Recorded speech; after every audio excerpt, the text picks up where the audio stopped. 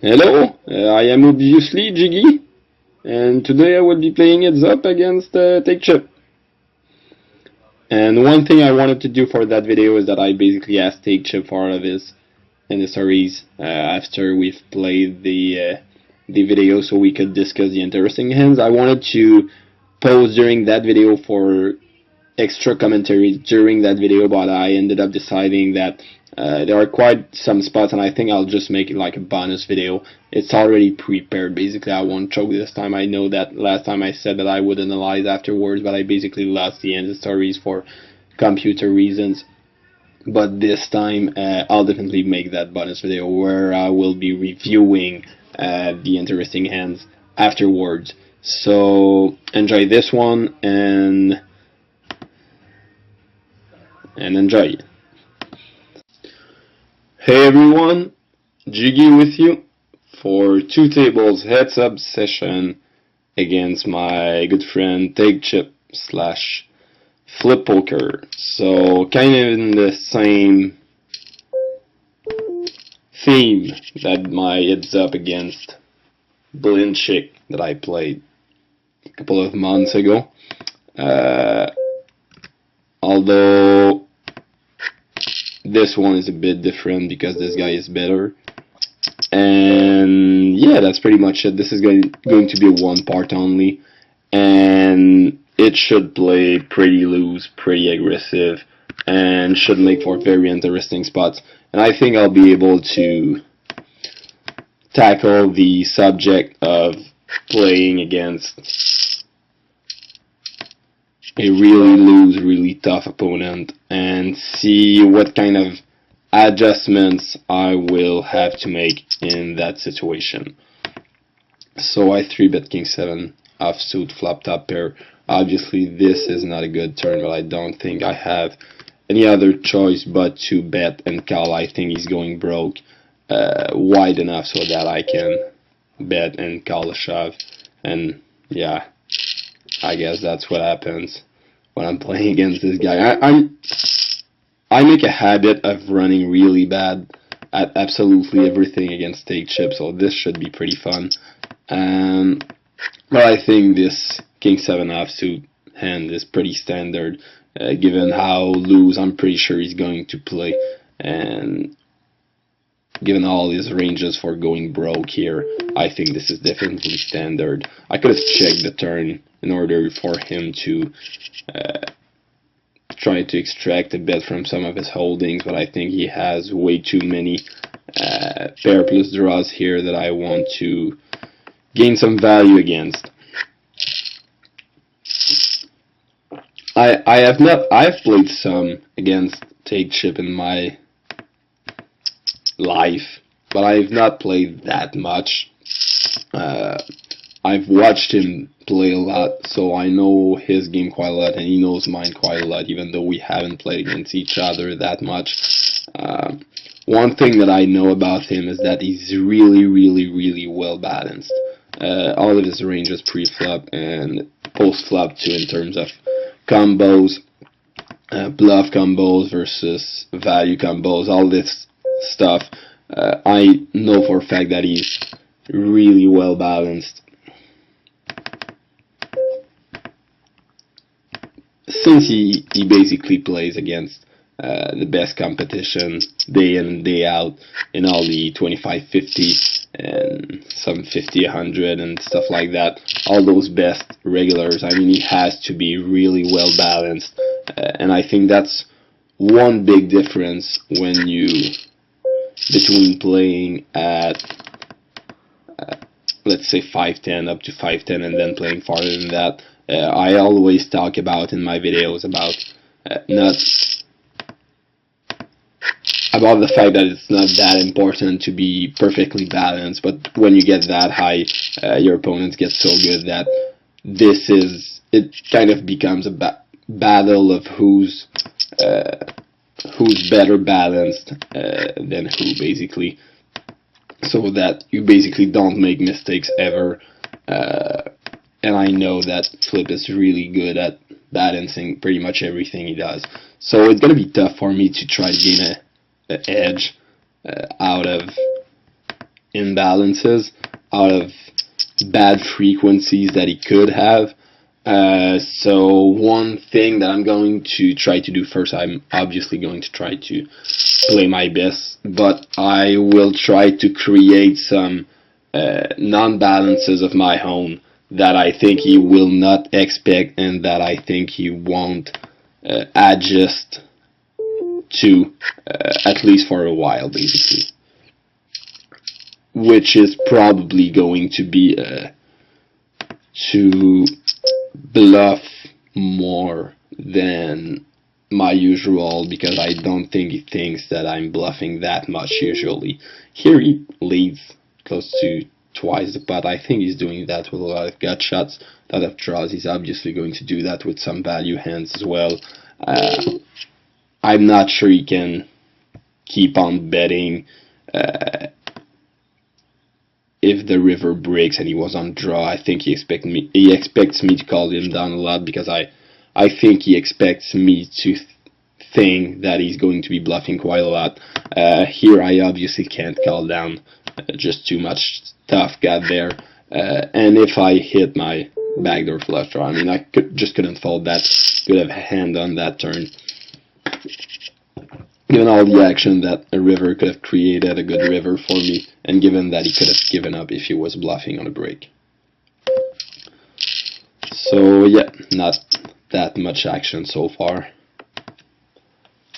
Let's see what happens.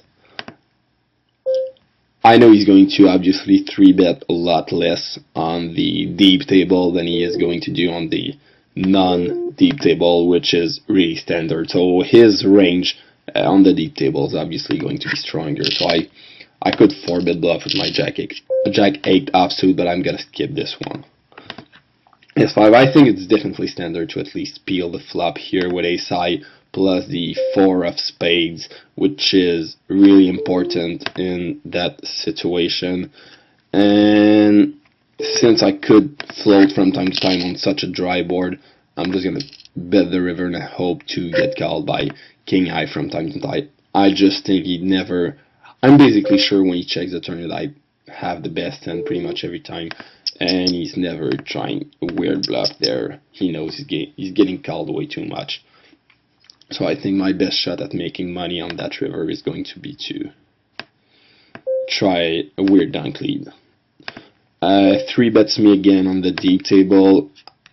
I know he's not working that much about frequency. Some players will start 3-betting sometimes just for the fun of it, like, okay, I'm gonna 3-bet that guy like 5 times in a row. But I know for a fact that Flip does that with hand ranges. Basically, he has certain hands that he's going to 3-bet as a bluff pretty much every time, and then certain hands that he's not going to do it. So I don't think the fact that he's doing it twice or 3 times in a row is going to change anything to the strength of his range. If anything is going to change his perception of my 4-bet, whether it's a bluff or whether it's for value.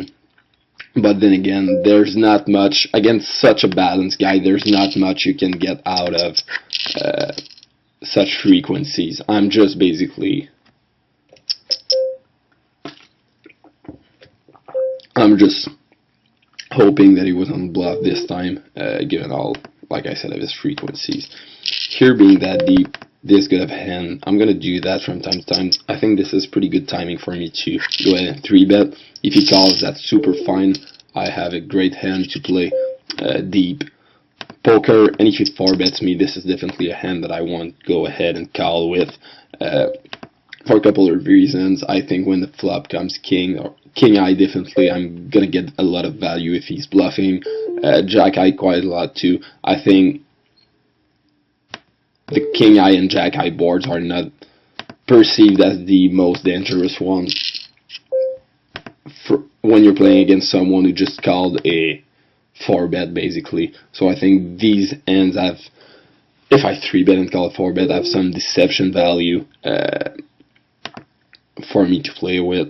So I like the 3-bet and call a 4-bet option. I could have just flatted 2, obviously, and this is definitely what I'm going to do against tighter opponents, because I mean flatting 4-bet here against a tight opponent would be pretty dumb in my opinion, against someone who's basically never 4-bet bluffing.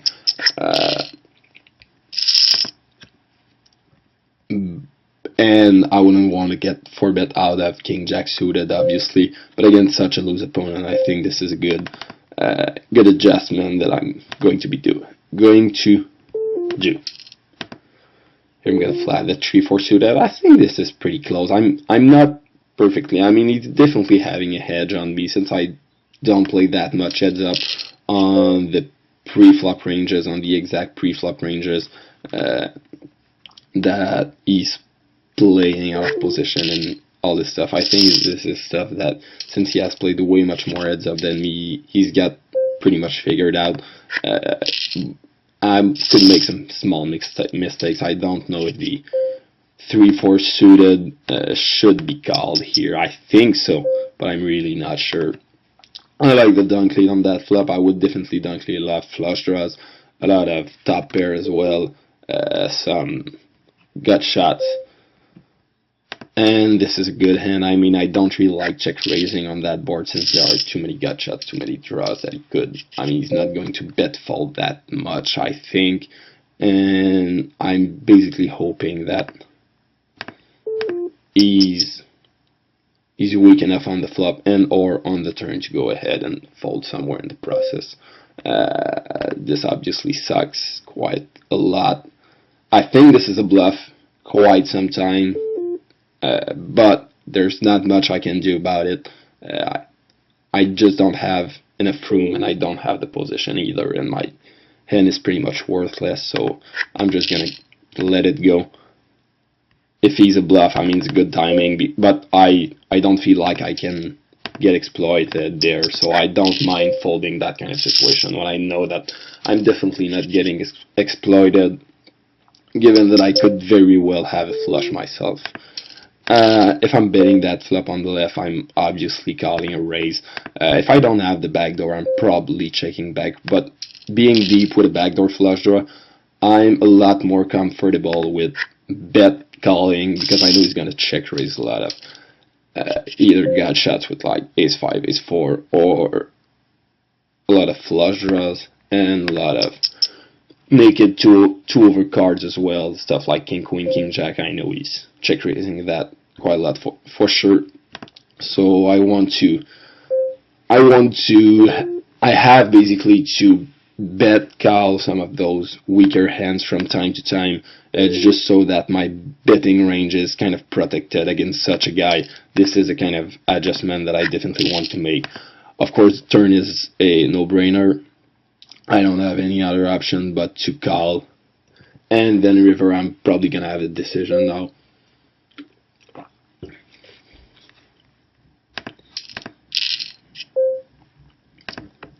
I could have almost have raised that turn. I mean, I could have represented an overpair for sure by raising that turn, and then I could have gotten a free river, not representing the spades if it gets there. I don't think I'm ever getting raised back. And I don't think he's going to bluff that often on the river, basically, which kind of sucks for my hand. I think he's pretty well balanced on his river bluffing range here, and he's going to be value betting pretty thin as well.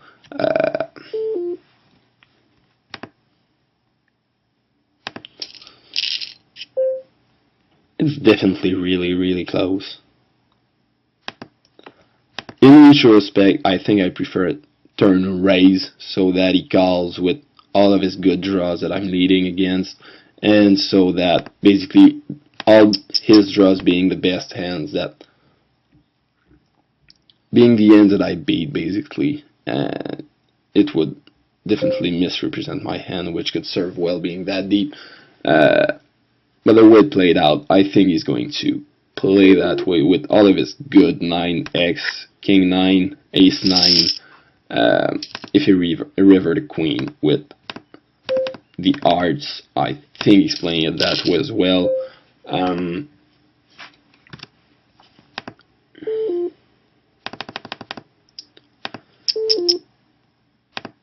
and I just don't think he's going to bluff that often in that situation, especially with that sizing. I think this is closer to a value sizing in my head for him to take, basically. On that river, given that I could have, once again, this is a spot where I'm going to have really strong holdings. A lot of time, the weaker hands that I'm going to have are the missed flush draws, but a lot of those are queen X, which I'm definitely calling on the river. So I feel like this is a spot where I'm not getting exploited either. And this is obviously important when I'm talking about not getting exploited. I want to stay balanced, and I want my ranges to be protected, which I wouldn't care that much. Yeah. Oh, c'est bon. Je fais une vidéo. Burger ou non? No, thanks. Sorry about that. So yeah, that kind of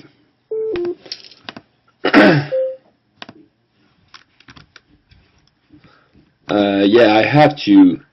My ranges have to be protected, which wouldn't be so true against a weaker opponent who would not take advantage of my imbalances. I think this river, I think the flop is pretty much a no-brainer.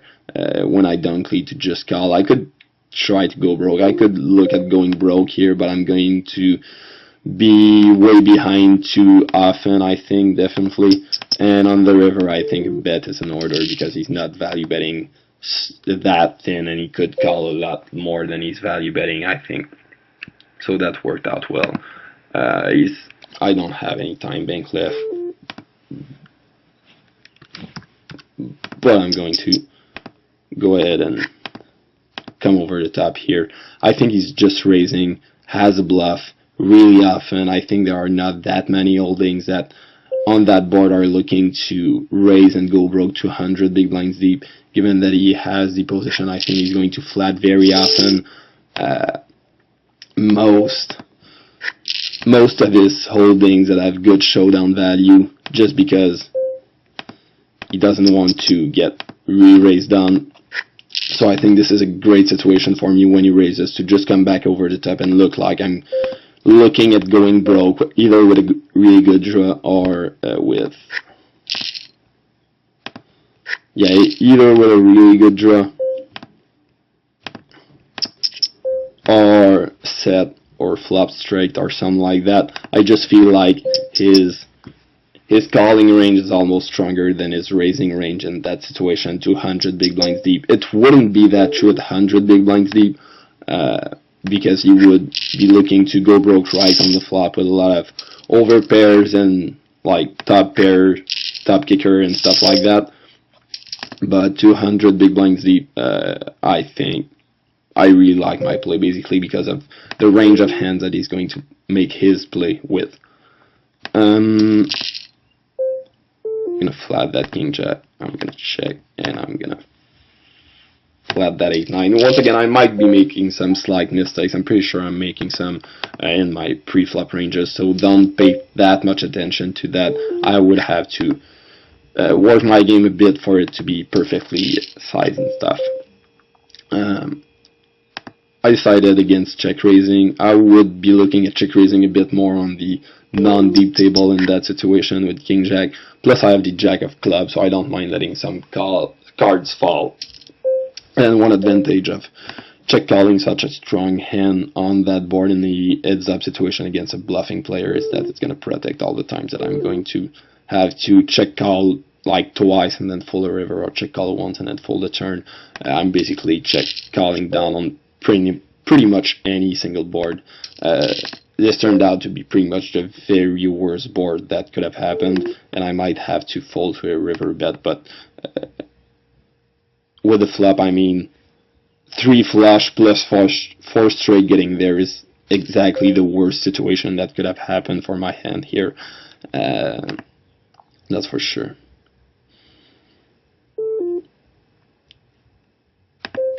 I could have peeled one with the ace-6 here, but I prefer doing that if I have at least a backdoor flush draw or something like that.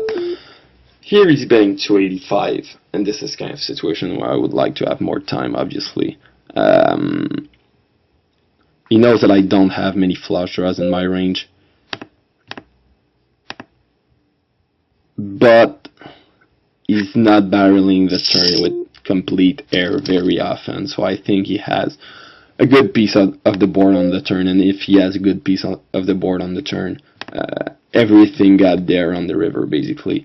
So I think that I'm pretty much screwed when he bets the river, but I could be a tad off. He could be playing more aggressively than I think in that situation.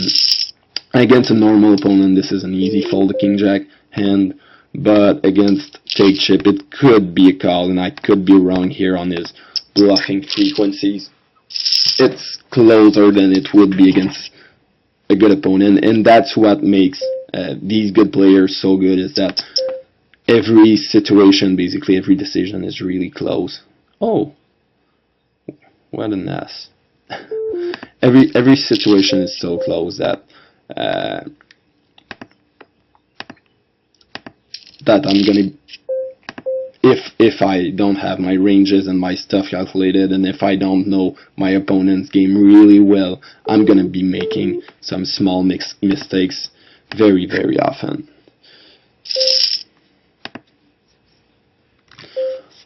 I'm going to just don't cleave that turn. I think I would do that with a lot of bluffs here, a lot of gut shots that could be possible, and he's going to be checking back a lot of pairs, so I'm definitely having two streets of value against tons of holdings.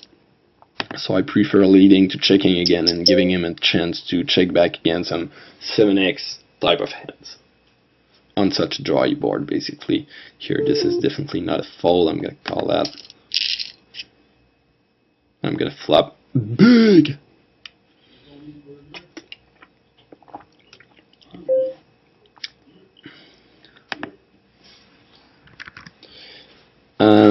He check calls the flop.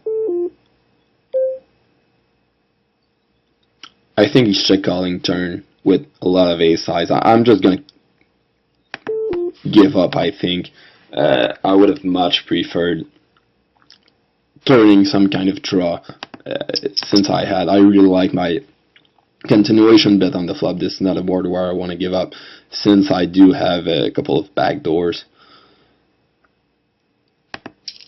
So I will be able to 2-barrel and maybe 3-barrel quite a lot, but I don't think this is a really good card for me to continue my bluff on. Here I'm obviously going to call the river and lose to a straight, which sucks.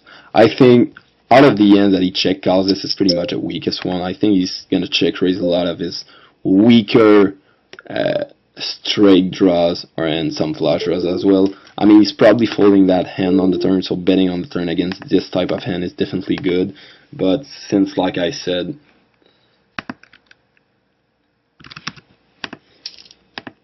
I definitely think he's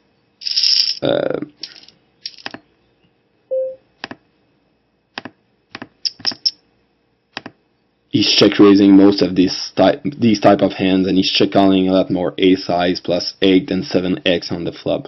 I don't think its second barrel would be that good in that spot. Here on the flop, there are people who would advocate a call there, given that I have pair plus a flush, or I think would be a bit more standard than a raise. But I really prefer the raise, because I think there are a lot of stronger meta hands that I could make him fold by the river. Plus, if I hit basically all of my draws, none of them are really well concealed. So there's not that much value out of just calling and hoping it keeps on barreling. I mean, any jack, I'm not gonna get it paid that much. So since none of my draws are really well concealed, this is pretty standard. Raise, turning my hand into a semi-bluff, very strong semi-bluff, and I'm gonna keep on firing on the turn, given how dangerous the board now looks. I think this is pretty standard for me to do that.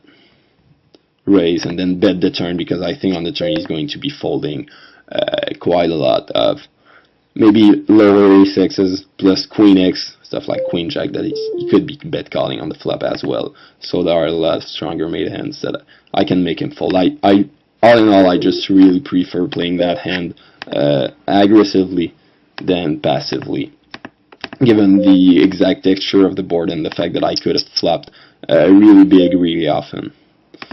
Here I'm 100% getting valued, but I'm just okay. No, he had 4 deuce. Nice. I thought he had like bottom pair of 5s or something like that, and that he was laughing at me. So that's cool.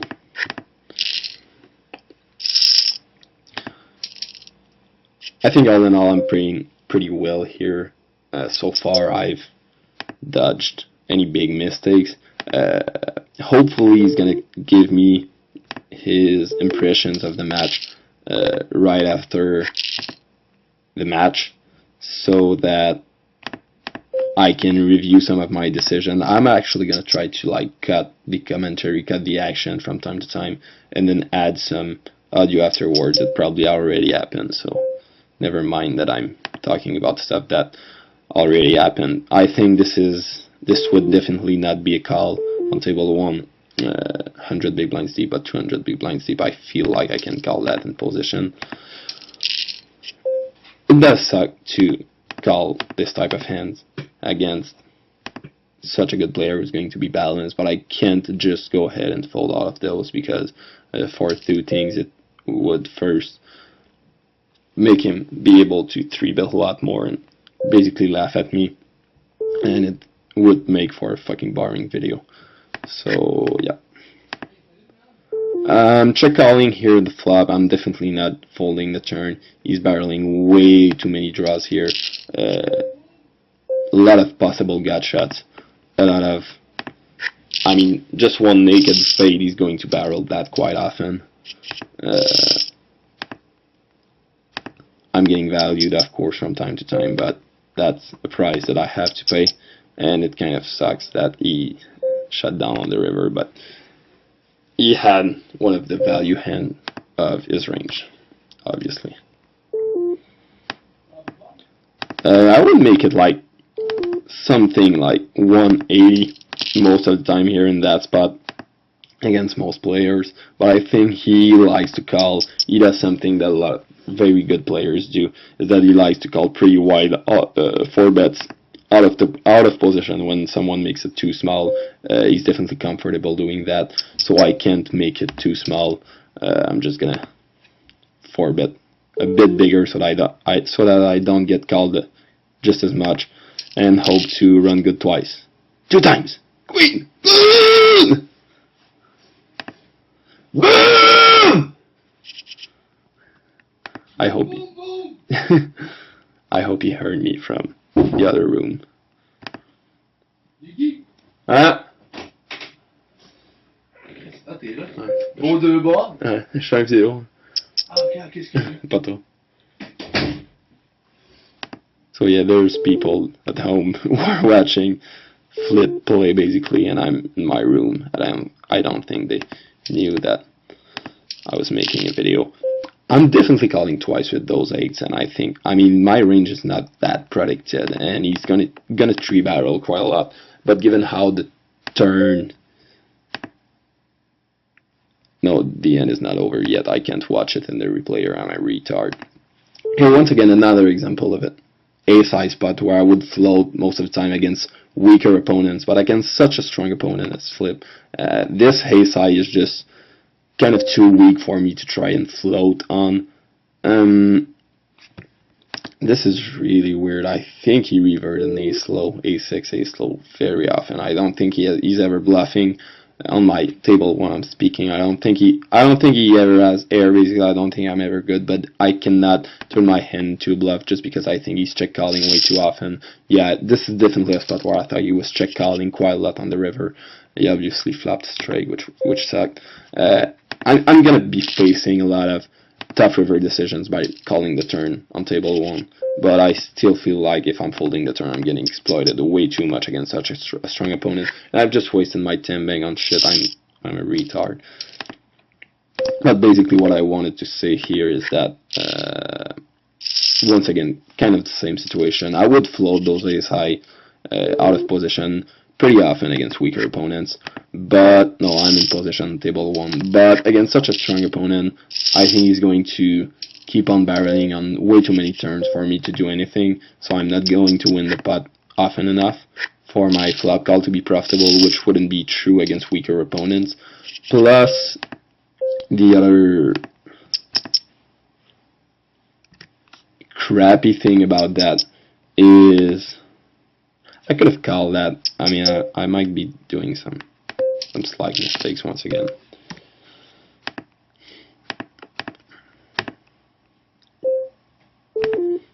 This is standard, I think. Both are standard. But yeah, against such a strong opponent, given that I only have ace-7 and that my 7 might not even be good, and that if I hit my 7, it could cost me a lot of money.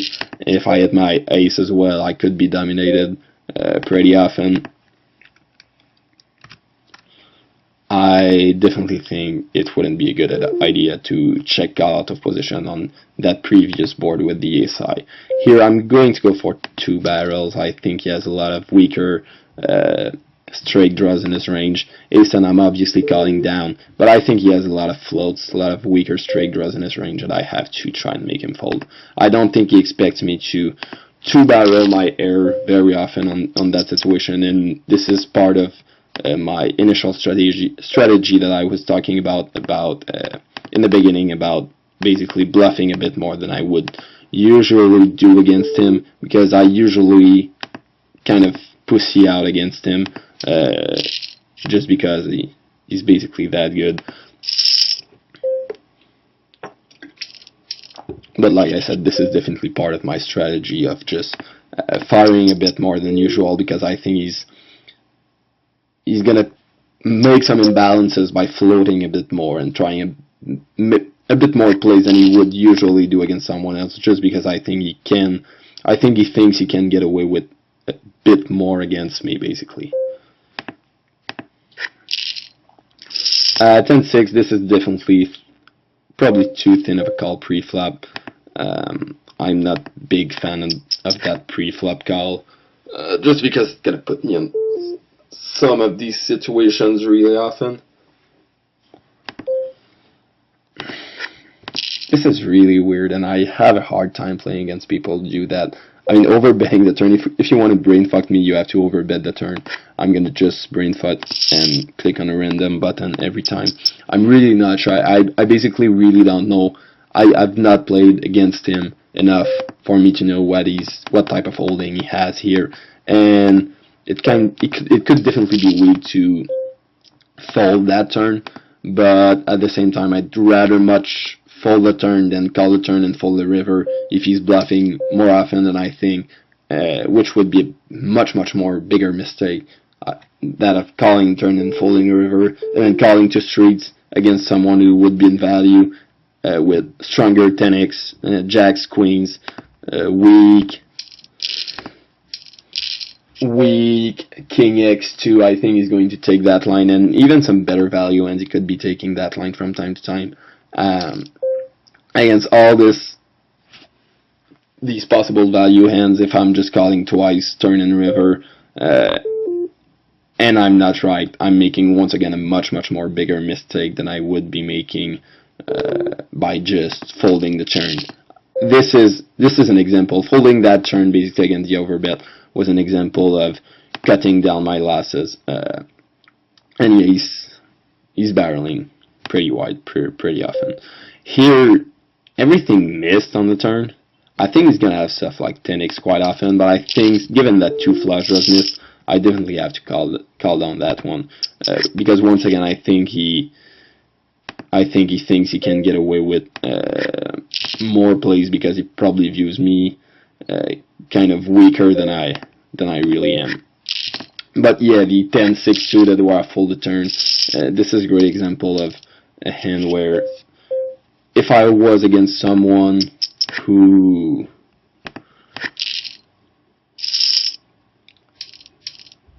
I would have strong reads against, and who I would have a really good guess at his frequencies, and who wouldn't be that balanced, I could easily call the turn and then reevaluate. But against a stronger opponent, and this is this could happen on pretty much every street, every occasion, against a stronger opponent.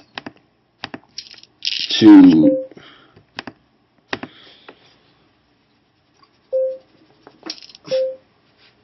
cut down on your losses, to fall to an early street bet, basically, just so that you don't face worse decisions later, is pretty standard. Here, I think I'm going to bet. This is pretty close. I think you could sometimes call with some weaker holdings on the turn, some ace, x, ace jack, ace queen type of hands, maybe ace 10 too, since he turned the gut shot.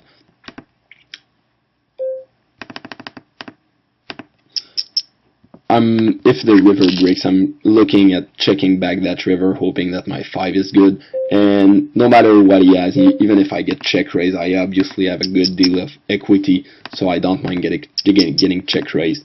And if I get there on the river, I want to build a pretty big pot for that. If it happens, if he has a weaker flush draw as well, there are not many combinations that don't have overcards, so he's definitely calling twice on that board. We don't have either overcards or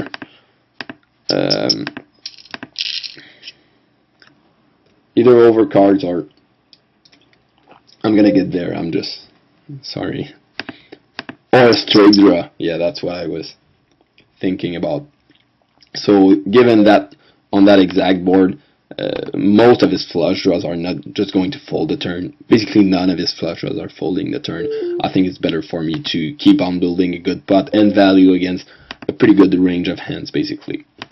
Here I'm just going to call down, hope he bluffs with a lot of his holdings. I think we've seen so far that he's likely to bluff for multiple streets pretty often. So far I've played really weak against his dunk leads, and I'm aware of that. I'm definitely aware of that.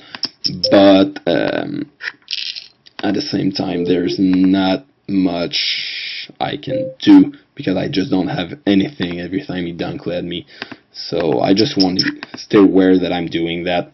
Here I could be betting, but I don't think this has as much value as checking, just because my range is really strong when I'm betting that turn. The only thing that sucks here is that my range is kind of strong when I'm betting a river as well, so I might have concealed it because I have more bluffs when I'm betting the turn than when I'm betting the river, for sure. But I still think he's going to call a bit lighter on the river, because he's going to call a bit lighter on the river, because on the turn with the flush getting there are way too many of my, this is a spot for him where I am going to bet turn shove river really often, so all of his weaker pairs, weaker holding, he might just go ahead and fold the turn so that it saves him from a really tough decision on the later street. So I decided to check back. Having the 10 of spades helps as well. If I did not have the 10 of spades, I'm definitely not doing that here.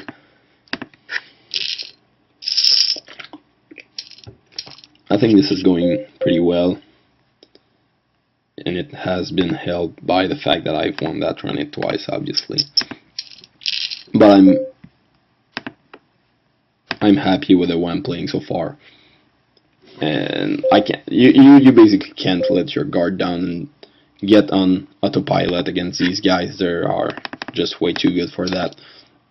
Anytime you're going to do that, you're gonna get grinded down, basically.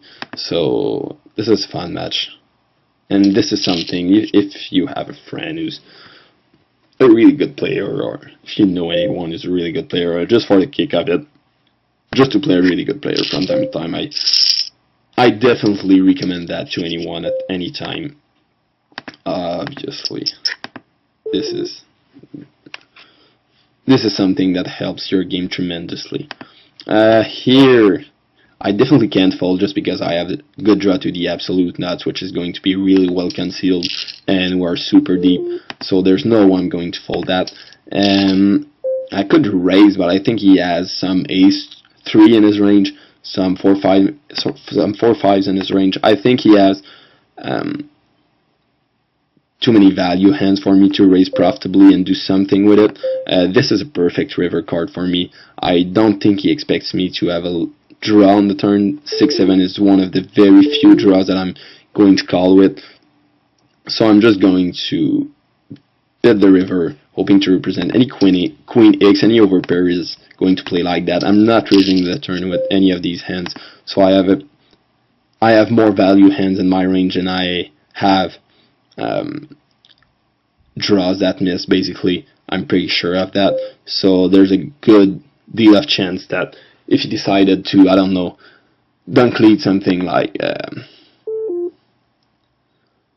4-3 suited, 5-3 suited on turn, anything which has basically obviously more showdown value than me. I mean, I have to bluff to win the pot, obviously.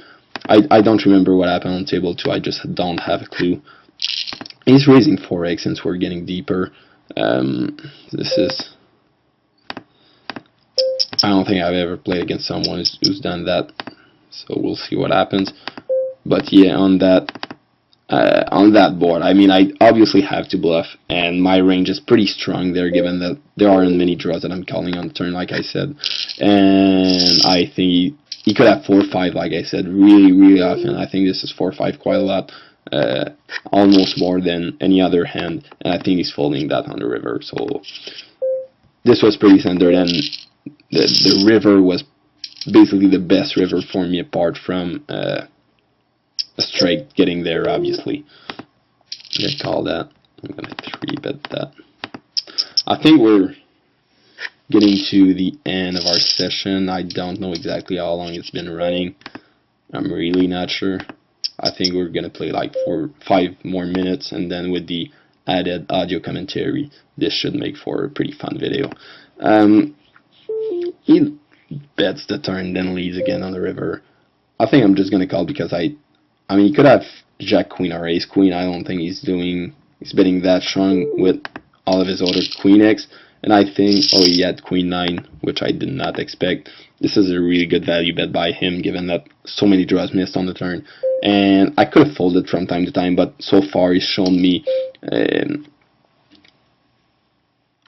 that he's willing to bluff very often on a very high frequency. So I mean, when I call that turn, I usually have some showdown value, but I could have a naked draw that he's trying to make me fold, and he could have a draw himself when he leads. So I think I have to call against someone who, like I said, is showing very high bluffing frequency so far in the match, maybe even higher than his usual bluffing frequency, since I've seen him already barrel a couple of times with basically absolute air, no draw, no backdoor, no nothing. Here I just check out kind of similar situation where I check folded ace-7. I'm definitely check calling ace-queen, because any ace is 100% good, or almost, if he did not flop like trips. I'm gonna raise here. He's dunked me quite a lot, and I don't expect him to. I think this is a good board for me to go ahead and raise a lot of 2 pairs that he could not really have himself.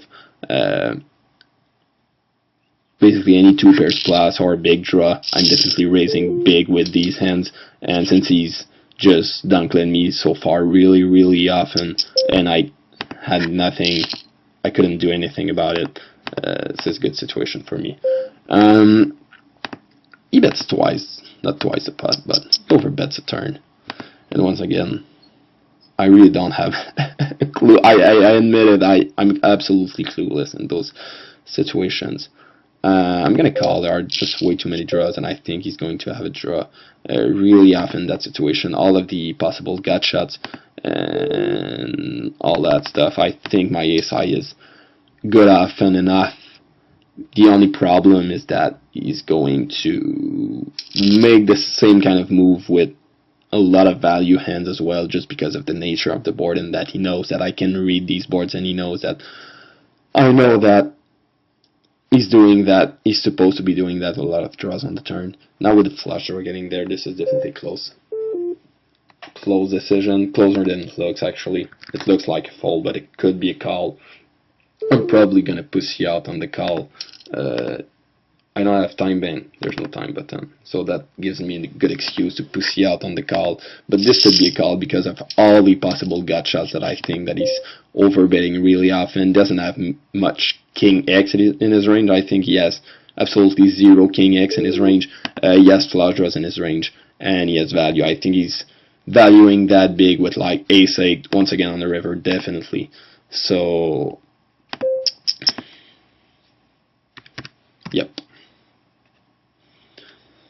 Here I'm just going to fire a standard big bet. I hope he either has a weaker queen, maybe King X that he decided to float the flop with, that he's definitely going to call on the river. I hope he does not have a flush, obviously. But I still think there's lots of value to be gained out of other hands. Pocket 4, I'm just going to call that. I'm probably going to come back on the ace queen after I've seen what he did that with. So this should be pretty interesting to see what kind of hands he's doing that kind of move with.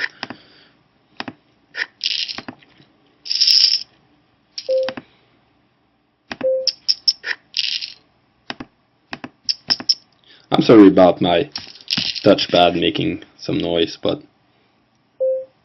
at least it makes some background noise when I'm not doing anything. Ajax suited, we're getting deeper than 100 big blinds deep. I'm definitely looking at 3-betting for value / calling 4-bet against, because I'm ahead of his 4-betting range. I think there, this is pretty good, pretty standard play.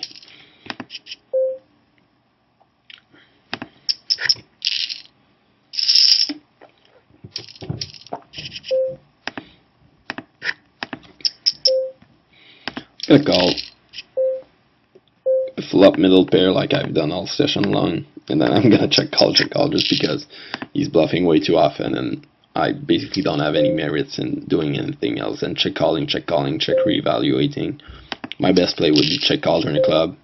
No, did not happen. This is definitely a bad card because all of the gut shots, or almost all of the gut shots, got something there now.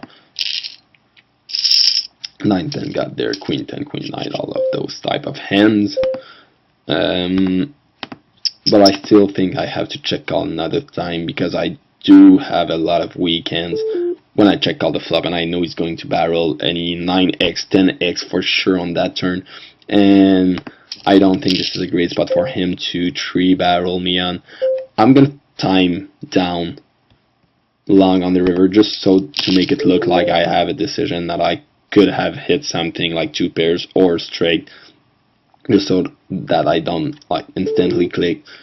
Gives me a small edge, I think, because he might just give up more bluffs that way. So I could show on my hand easier when that happens. Here is check. Definitely going to check call. Let's see what happens. Definitely going to check all turns as well. I'm well ahead of his range. I did not get many boards to check raise on so far. I usually check raise a lot more than that in my heads up matches, but it just hasn't happened. Like I said, no real situation for me to do that. He checks back the turn. When he checks back the turn, I'm not sure if he ever has something that he would bet for value with on the river. No, I'm just going to call, obviously, because I'm curious, but I think he's going to have a weak 10x pretty often. Something like, I don't know, 10-5 type of hand. But I'm obviously going to call because it's just 20 bucks. And it's use 3. I just didn't feel like he was going to ever bluff on that river. And this is definitely an asshole move on his part. Damn asshole. I think it's been running long enough. I think we have a video here. I hope you enjoyed it, guys. I did. At least if nobody enjoyed it, I did. I hope you've learned stuff about adjusting to a really tough opponent, about bluffing frequencies, and I hope it gave you a hint about something that I always tell people, is that they don't bluff often enough. Nobody ever bluff often enough. If you're bluffing often enough, you're playing high stakes most of the time. So just seeing Flip bluffing so often with so little liquidity from time to time, I think it might have opened the eyes of some players. So I like that. I could flat that 3-4, but I think 3-4 is just too weak. I would flat 4-5 suited, but I think 3-4 suited, being that deep, being with the fact that a lot of my draws that I could make are going to be dominated. There's not much to do here. I mean, I don't want to. I'm not joyfully looking at going broke with a 4-eye flush if I hit my flush, and there aren't that many straight that I could make with this hand. I'm gonna let him play his last button because I'm such a good guy. I'm that kind of guy. Yep. So like I said, hope you enjoyed it. See you later, suckers.